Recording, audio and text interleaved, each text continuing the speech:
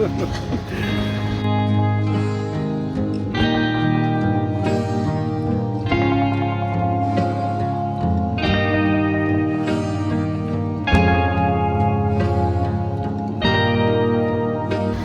আর কি রহনপুর দিয়ে ইন্ডিয়া থেকে মাল আর কি মাল আসলো এই দিক দিয়ে চাঁপাইনবাবগঞ্জ বর্ডার না, এটা হচ্ছে রহনপুর বর্ডার দিয়ে।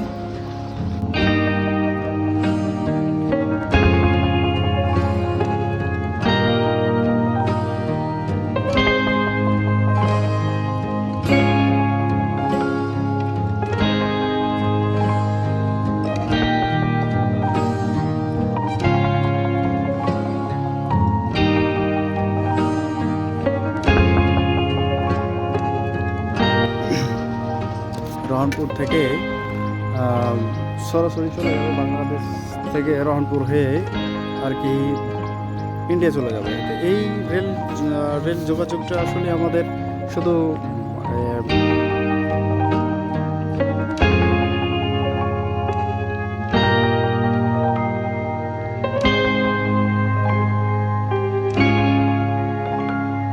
মালবাহী না, পণ্যবাহী না, আমাদের এখানে যাত্রীবাহী ট্রেনও চলাচল করে এই রাস্তা দিয়ে, এই ট্রেন দিয়ে।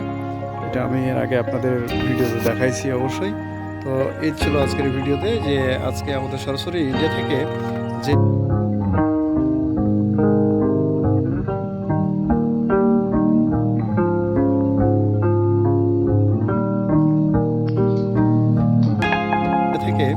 যে পণ্যবাহী ট্রেনটা আসলো সেটা আমি সরাসরি আপনাদের দেখানোর চেষ্টা করেছি, এবং সেটা চলে গেল ওখানে রাজশাহী, সরাসরি ঢাকা অথবা চিটাগাং। তো ধন্যবাদ সবাইকে ভিডিওটি দেখার জন্য। সালাম।